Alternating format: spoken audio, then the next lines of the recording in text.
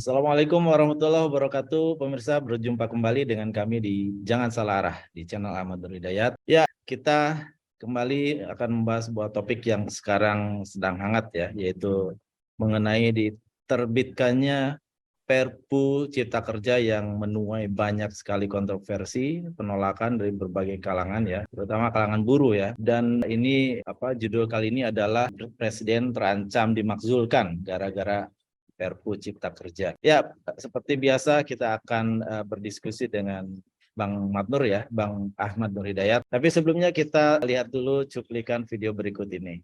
Silakan host. Termasuk Yayasan Lembaga Bantuan Hukum Indonesia, YLBHI dan Partai Buruh. YLBHI mengecam Perpu Cipta Kerja karena YLBHI menilai Perpu Cipta Kerja adalah bentuk kudeta konstitusi. Hal yang sama juga disampaikan oleh Partai Buruh. Presiden Partai Buruh bahkan akan menemui Presiden hingga menggelar aksi tolak Perpu Cipta Kerja yang dinilai akan memperburuk nasib buruh. Kan membuat dengan cara Perpu. Ini bahkan lebih buruk dibandingkan proses Omnibus Law Cipta Kerja yang pertama. Kenapa? Karena tidak ada proses partisipatif di sana. Tidak ada melibatkan DPR pembahasannya. Tidak ada masyarakat diminta masukan gitu.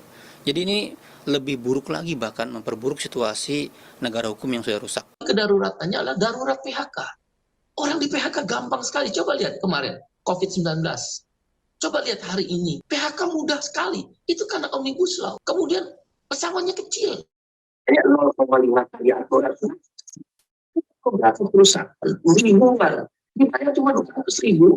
Nah, kerja 15 tahun. Bagi kami darurat PHK. Juga darurat upah. 3 tahun. Berturut-turut nggak naik upah. Baru sekarang ini karena kita terus memberikan masukan pada pemerintah, diubah menjadi Permenaker nomor 18 tahun 2022 tidak lagi menggunakan PP nomor 3 tahun. Ya baik, itulah tadi sedikit cuplikan penolakan ya terhadap Perpu ini, dan buruh dibuat serba salah ya. Tapi Menteri Erlangga Hartarto mengatakan bahwa ini ya wajar ya, ini negara di demokrasi, artinya ada kritik yaitu wajar saja di negara demokrasi seperti itu. Tampaknya pemerintah nggak bergeming ya dengan kritik-kritik tersebut. Ya, menanggapi ini gimana Bang Matnur? Baik, saya kira kalau dilihat bicara mengenai Perpu, sekarang ini posisinya sudah memanas nih ya. Awalnya kontroversi, tetapi di berbagai daerah sudah memanas dan kelihatannya ini akan ada mobilisasi di berbagai tempat penolakan terhadap Perpu ini ya. Tadi sudah kita lihat bagaimana standingnya YLKI, ya, Yayasan Perlindungan Konsumen. Kemudian ada juga teman-teman dari buruh, ya, baik itu serikat pekerja ataupun teman-teman yang lain, ini sudah menyatakan penolakannya. Dan sebenarnya, Bro Eko ya, kita sudah memberikan warning, ya, sejak Perpu ini keluar di akhir Desember, seingat saya tanggal 30 Desember, ya, kita sudah memberikan peringatan, ini akan menimbulkan kegaduhan baru. Menempuh jalur Perpu untuk mengatasi apa yang menjadi keputusan MK bahwa Undang-Undang Omnibus Law Cipta Tenaga Kerja itu dinyatakan inkonstitusional, belum diperbaiki, dan ternyata waktu yang diberikan oleh MK selama 2 tahun tidak juga digunakan oleh pemerintah ya. Nah, ini saya kira kita akan bahas ya kenapa kemudian kita belum bahas kontennya ya, tapi kita membahas bagaimana prosesnya. Kalau kontennya nanti akan mencengangkan lagi nih, Bu Reko ya. Saya kira kita sedang mengumpulkan konten-konten apa saja yang dalam ada Perpu itu. Tetapi saya kira sebelum masuk ke substansi, kita bahas dulu mengenai proses legalnya. Dan dari proses legalnya saja ini sudah tidak legal. Jadi bagaimana kita merasa tenang dengan isinya kalau prosesnya sudah dinyatakan oleh berbagai pakar hukum tidak legal. Bahkan mantan hakim Mahkamah Konstitusi yang pertama itu menyatakan ini terbuka potensi yang luar biasa besar untuk memakzulkan presiden kalau Perpu ini tidak mendapatkan satu istilahnya persetujuan dari rakyat. Nah, saya kira ya secara proses ya ini sama sekali terkesan serampangan dan akal-akalan. Kok bisa ya suatu presiden yang sudah go internasional, sukses ya, meskipun tanda kutip suksesnya sebagai event organizer dari G20, kok bisa-bisanya melakukan keputusan yang begitu payah, serampangan, dan salah arah gitu loh, terkait menerbitkan Perpu ini. Kenapa saya katakan demikian? Karena Perpu ini kan peraturan pengganti undang-undang, di mana kita sudah pernah bahas bahwa secara legal Perpu ini dikeluarkan dalam kondisi kegentingan. Ya, Perpu yang terakhir digunakan oleh pemerintah, seingat saya ya, itu adalah Perpu nomor 1 tentang COVID, bahwa di dalam Perpu itu terdapat relaksasi, pemerintah merelaksasi aturan yang menyatakan defisit 3%, ya. Di aturan Perpu itu boleh melampaui. Nah, kalau Perpu tentang COVID itu ya mungkin kegentingannya karena muncul COVID, ya. Nah, tapi kalau Perpu yang sekarang ini kegentingannya berdasarkan narasi pemerintah adalah karena perang Ukraina salah satunya. Juga karena ada resesi, di mana perang Ukraina dan resesi ini ya selalu beberapa kali dibantah juga oleh Menteri Keuangan bahwa ini tidak menimbulkan dampak yang signifikan, bahwa ekonomi kita baik-baik saja, Indonesia akan baik-baik saja. Dan ini berkali-kali disampaikan narasinya bahwa meskipun dalam kondisi geopolitik yang demikian mencekam, inflasi dan juga ancaman resesi, Indonesia tetap tumbuh. Jadi narasi yang dibangun oleh Menteri Keuangan bersama para tim ekonomi lainnya itu mengatakan baik-baik saja. Tiba-tiba muncul kegentingan, seolah-olah kegentingan ini berbeda dengan bukan seolah-olah ya, tetapi sudah sangat kentara.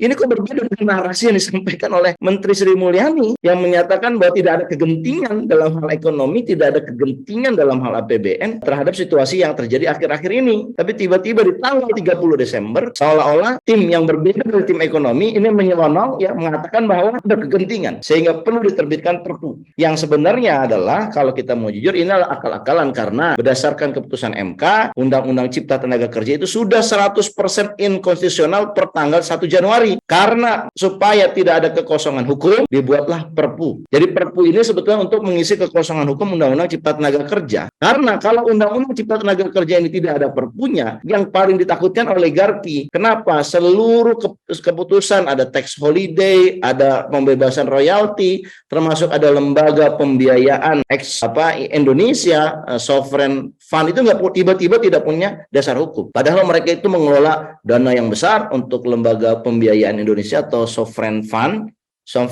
wealth fund, tapi tiba-tiba nggak ada dasar hukumnya. Tentunya ini menjadi kekacauan kelembagaan dan kekacauan legalitas kalau tiba-tiba tidak ada. Dan dimuncullah Perpu yang sebenarnya Perpunya saja ya ada yang mengatakan isinya sama persis dengan Undang-Undang Cipta Tenaga Kerja. Ternyata, dan kita ini lagi menyelidikinya, ternyata berbeda. Dan inilah kenapa Perpu ini ditolak tidak hanya di kalangan buruh, tetapi di kalangan pengusaha juga. Loh, kok bisa? Kalangan pengusaha atau kalangan investor dan juga kalangan buruh sama-sama menolak. Ini membuktikan bahwa memang Perpu ini konten di dalamnya tidak ada partisipasi dari stakeholder, baik itu pemerintah, unit usaha, ataupun kaum buruh, apalagi rakyat banyak. Jadi jelas-jelas Perpu ini tidak hanya bicara alasannya karena yang tidak masuk akal, kegentingan itu tadi, juga isinya itu penuh dengan penumpang gelap. Dan saya kira ini publik ya sangat melihat ini kan sangat istilahnya penuh dengan muatan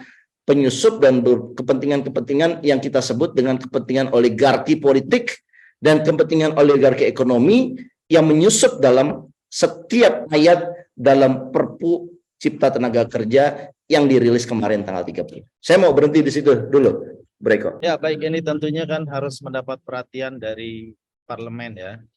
DPR harusnya ada respon begitu karena sebagai representasi dari rakyat penuh penolakan harusnya ada gerakan ya. Ini sepertinya diam-diam saja, diam-diam baik gitu. Harus ngopi dulu kayaknya. Ya gimana Bang? Silakan Bang. Saya kira ya sudah menjadi satu kebiasaan dari DPR periode 2019-2024 ini ya. Memang DPR sekarang tidak produktif sekali dan kita melihat fungsi pengawasannya juga mandul. Dan ini padahal isu yang sangat besar, isu yang melanggar konstitusi di depan mata.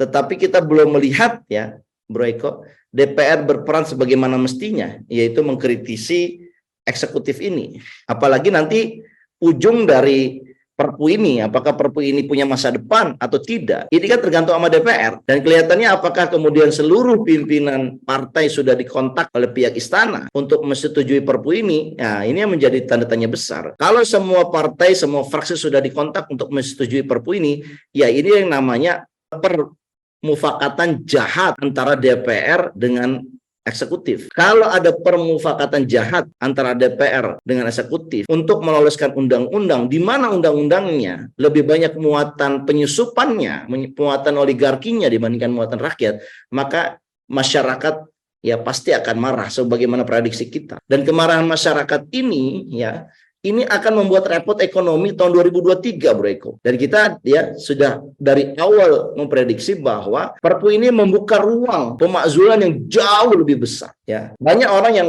memberikan komentar terhadap pernyataan kita ya, terhadap edisi YouTube kita yang terakhir, bahwa bagaimana mungkin akan pemakzulan kalau DPR-nya tidur, DPR-nya menjadi tukang stempel, ya begitu juga dengan MPR dan DPD-nya. Nah, saya percaya apa yang dengan satu adagium atau satu prinsip yang namanya the wisdom of the crowd, kebijaksanaan dari massa, dari crowd. Jadi crowd itu kalau dia kemudian dia marah ya, dan kemarahannya itu disalurkan di tempat-tempat yang berkuasa, pada akhirnya orang-orang yang tadinya mungkin setuju atau menjadi hanya stempel saja itu bisa berubah 180 derajat, bro. Bisa balik badan itu.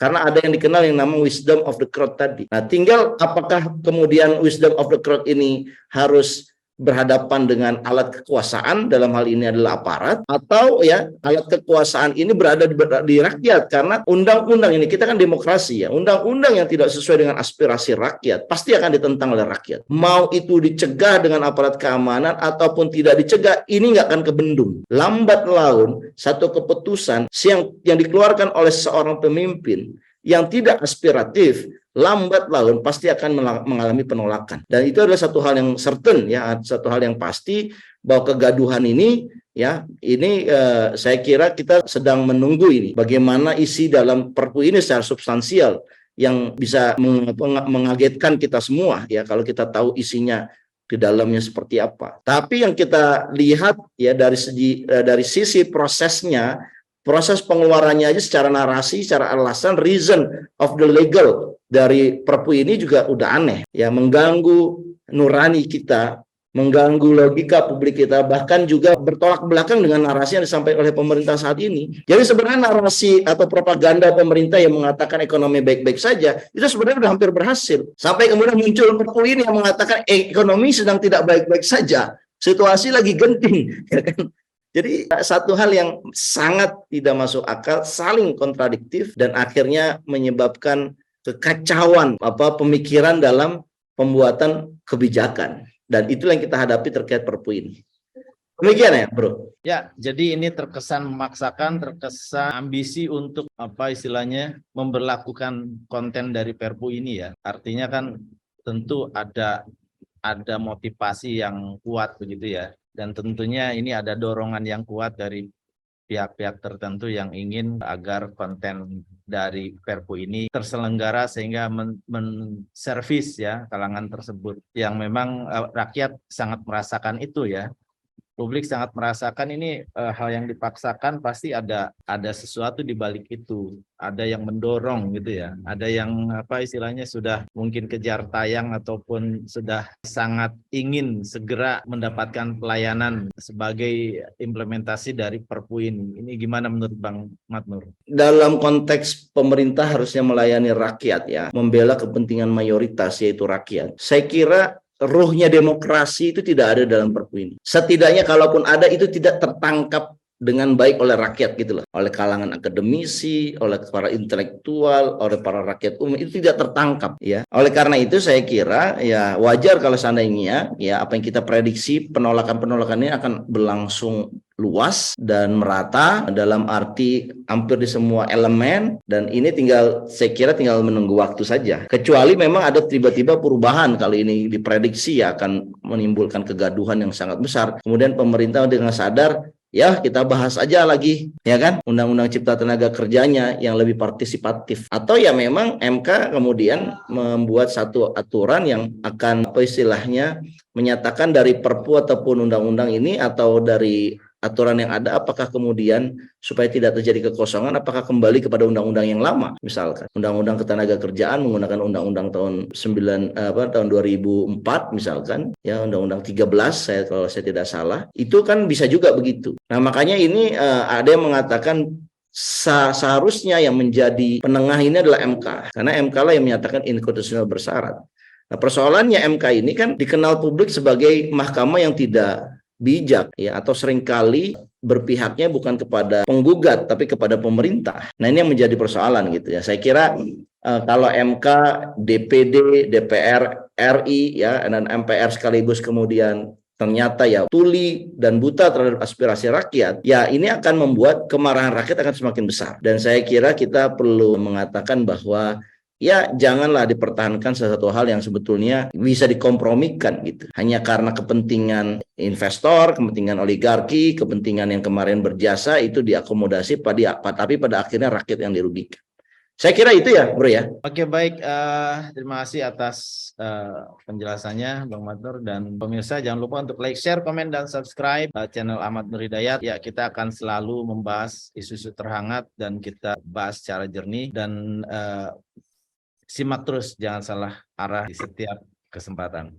Ya, demikian JSA kali ini kita akhiri dengan billahi taufiq wal hidayah. Assalamualaikum warahmatullahi wabarakatuh.